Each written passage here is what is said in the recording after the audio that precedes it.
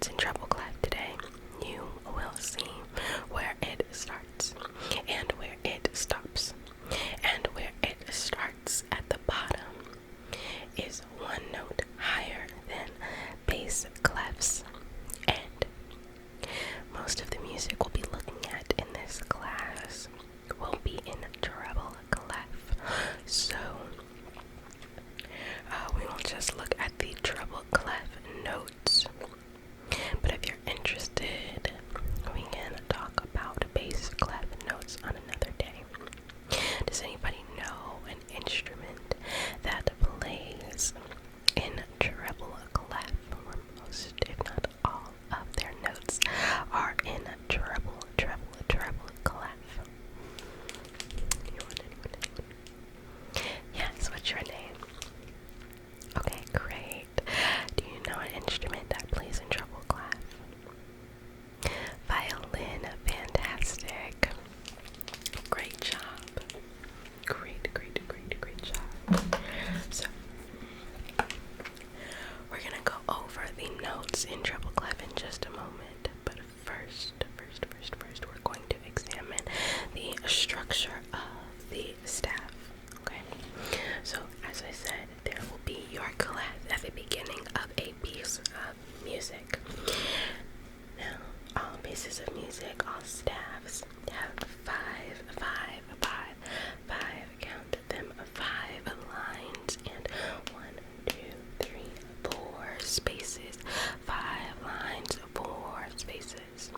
The first note, however, begins down here. It's below the first line. Okay. Now, we are going to start by learning the acronyms for remembering these notes. The lines can be remembered with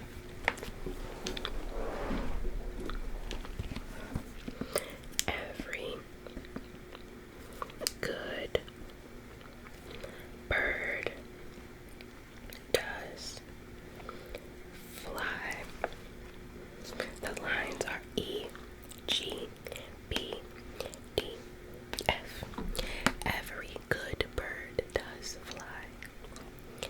And for your spaces, this gets a little trickier, but the 4 spaces spell out face.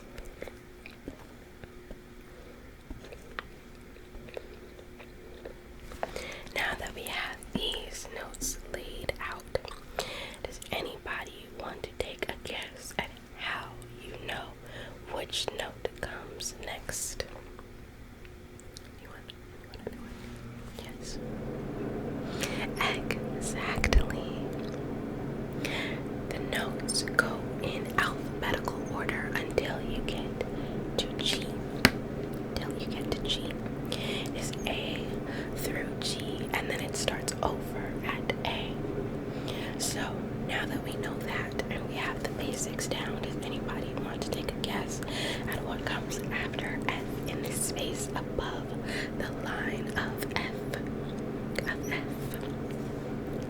G. Great. And does anybody want to take a guess at what comes before E in the space below the E line? Yes. D. Great job. Those are the notes of treble clef, the main notes of treble clef. Now, notes have sharps and flats, but for simplicity, we will just stick with D, E, F, G, A, B, C, D, E, F, G. Okay.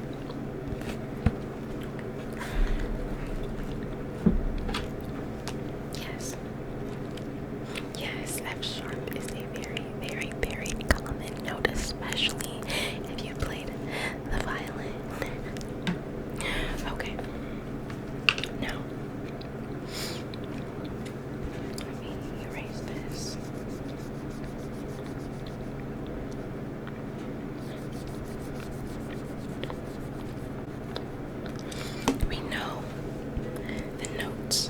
ever seen sheet music, you know that you don't see D, E, F, G. When you see notes, I'm going to erase these as well, just so we have a space.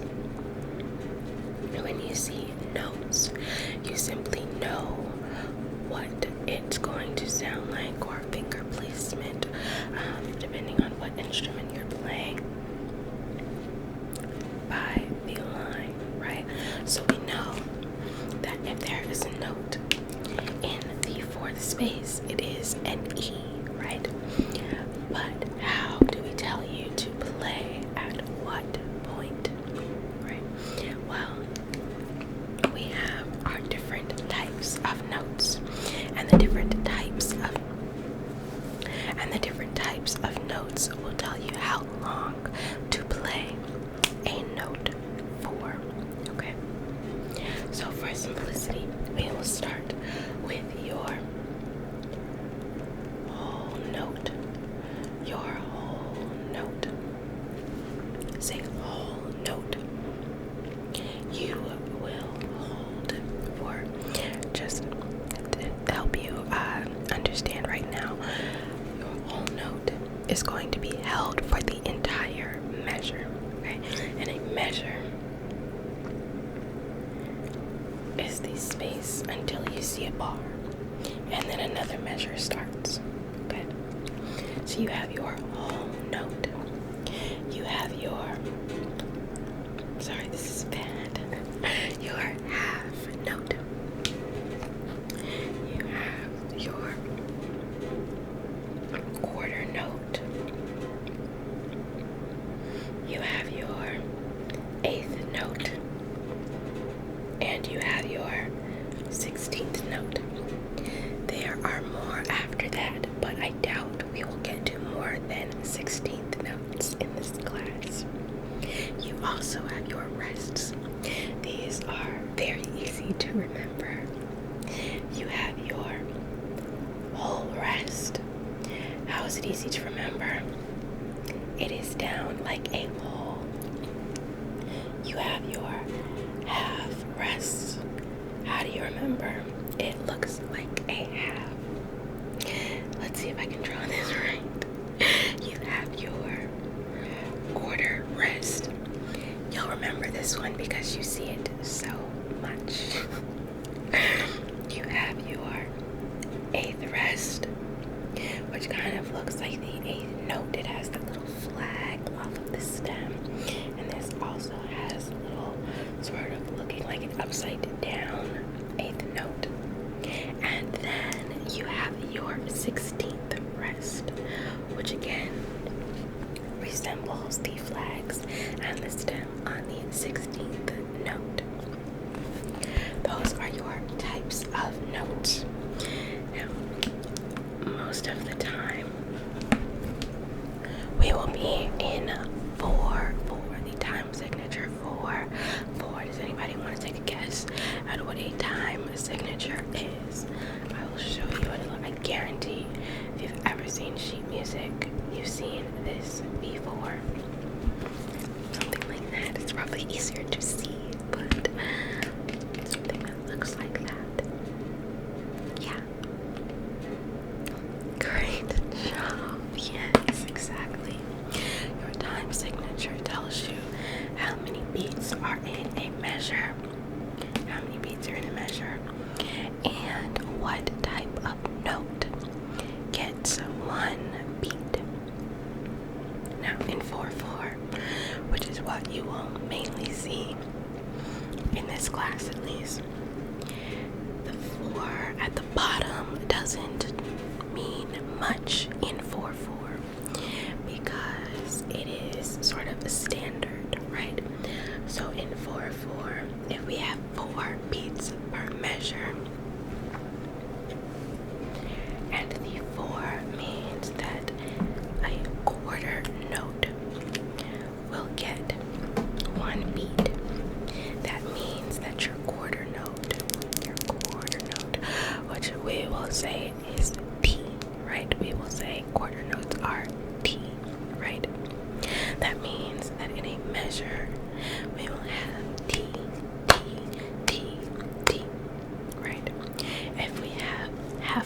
notes in 4/4 is going to be da. Sorry, cut that out. If you have half notes, which take up 2 quarter notes in a measure that is 4/4, it's going to be da da. Right? So each clap is a beat in the measure. Da is 1 half note. Right? So you get 2 half notes per 4/4 measure. A whole note is just what it sounds like. It is 4 beats or 1 measure. So it is going to be da. Okay. There's one last thing I didn't show you. Here is your half note with a dot after it. It is a dotted half note. A dotted half note is held for 3 beats. So you have a whole note for 4 beats. Your dotted half for 3 beats. Your half note for 2 beats. Your quarter note for 1 beat. Can somebody guess how long you hold an 8th note for? Yes. Half of a beat exactly. A quarter note is half of a beat. So your 8th note would be something like this. 1 and 2 and 3 and 4 and. Right? Each clap was an 8th note. It was still for 4 beats. But even with 4 claps, we can show 8th notes, okay? If we did 1 and 2 and 3 and 4 and. Each and was an 8th note. Each number was an 8th note. There are still 8 of them, even with 4 claps. Right? There's 8th notes per measure. There are 4 quarter notes per measure. There are 2 half notes per measure and 1 whole note per measure. Now, what about 16th notes? What about 16th notes? Yes, there are 16 per measure. Those go fast. That is 4 of them within 1 clap. Let's see if I can do it. 1 and a 2 and a 3 and a 4 and a. That is 16 notes in 4 beats, or 4 notes in 1 beat. Now, if you want very suspenseful, very fast, very, you want a very stuttered sound almost, then you will use your 16th notes. Okay? Now,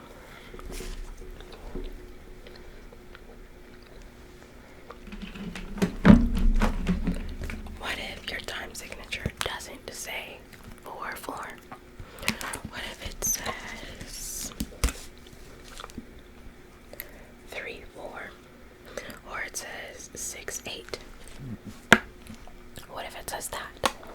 Well, we know, like we said before, top number is how many good job beats per measure, and the bottom number is what note gets a beat, right?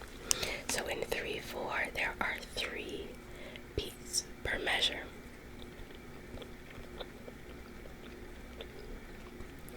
And the 4 means that a quarter note gets 1 beat. Right? So what does that mean? That means that a measure in 3/4 isn't going to sound like 1, 2, 3,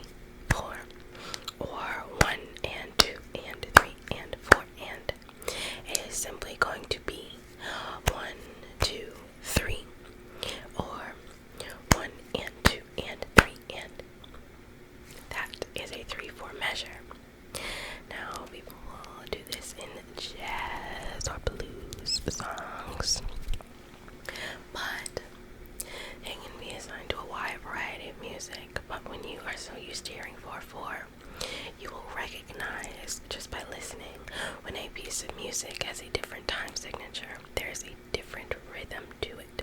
It's not what we're used to, right? So 3/4 is 3 quarter notes per measure. Does somebody want to take a guess at 6/8? Yes.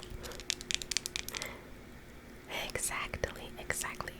6/8 is 6 beats per measure, but eighth notes are 1 beat.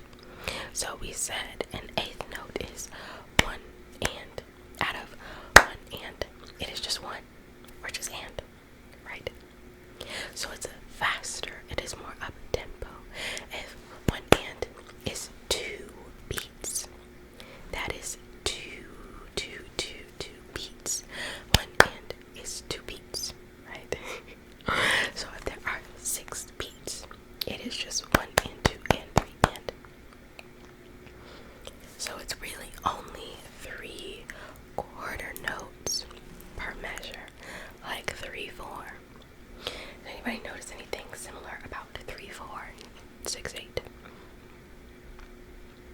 3 and 6 are multiples of each other, and 4 and 8 are multiples of each other, right?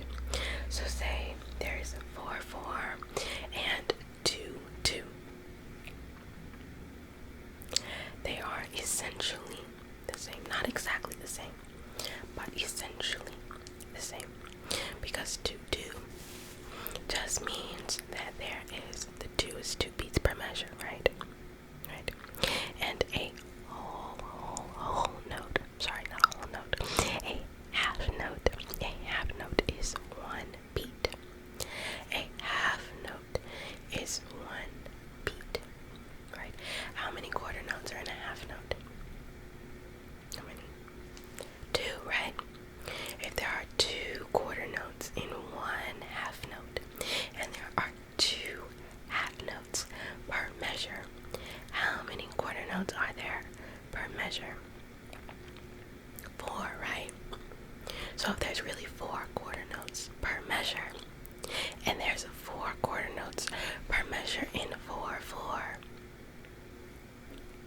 Exactly. See, there is some math in it, but once you get it, you don't have to do it again, right? So that is what a time signature does. The ones to get familiar with are mainly 4/4, 3/4, and 6/8. Okay.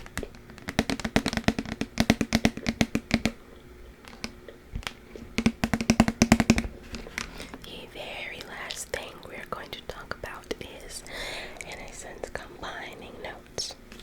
Now, when you see sheet music, there are, I don't want to say it'll never happen, but most of the time when you see an eighth note and it's not in 6/8 or in a time signature that utilizes eighth notes, a lot of the times you will see them combined, right? Now, the next note could be absolutely anywhere. However, does that look familiar to anyone? The 2 eighth notes connected, or 2 notes connected. Maybe you didn't know what it meant. When there's that little bar in between, that means that 2 eighth notes are being connected, right? Now, you can do that with just about as many notes as you want. You can do that with 3 notes, 3 eighth notes, 4 eighth notes. How many is 4 eighth notes? 4 eighth notes. How many? Well, an eighth note is half of a what? Quarter note, right? So 2 eighth notes is 1 quarter note, right? So if there are 4 eighth notes, it is 2 quarter notes or a half note. Great job. Okay. Now, what if I were to add a line here? Now there are 2 lines connecting those eighth notes. What does that mean? Good, that was a trick question. They are now 16th notes. You guys are smart. There are 16th notes. So now we are combining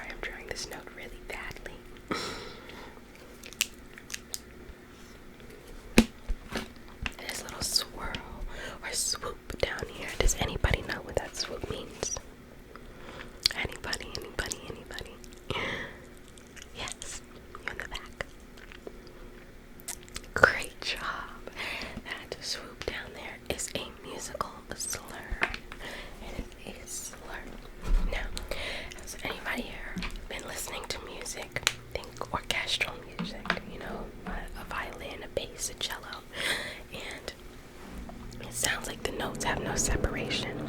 You hear one note flow into the next and into the next. Say, for example, the violin, it sounds like they didn't exactly pick up their bow in between the notes. They slurred the notes. They didn't pick up their bow. Say, again, violin, because that's what I'm used to. You go from F sharp to G, right? But you don't pick up your bow in between. So instead of going F sharp G, right? Instead of that, you're going F sharp G. One movement, right? You can do it across strings. You can do it really wherever. It becomes more difficult when you do that. But you can have a musical slur. And that's basically telling you this note has no separation from the last note or the one before it, depending on how long the slur is. You can have a slur for the entire measure if you really wanted to, right? So, what have we learned today? Music staffs have 5 lines and 4 spaces. The lines are every good bird does fly. The spaces are bass. The notes go in order from A to G, then back to A. We learned about whole notes, which are 4 beats. We learned about dotted half notes, which are 3 beats. We learned about half notes, which are 2 beats. We learned about quarter notes, which are 1 beat. We learned about our eighth notes, which are half of a beat. And we learned about our 16th notes, which are a quarter of a beat in the time signature of 4/4. We learned the top number of a time signature is how many beats per measure, and the bottom number is the type of note that gets a beat. Oh, how could I forget? We learned about rests. We learned about our whole rests, which go down, our half rests, which go up like a hat. We learned about quarter rests, our eighth rests, and our 16th rests. What else did we learn about? I'm forgetting. Did somebody else tell me what we learned about?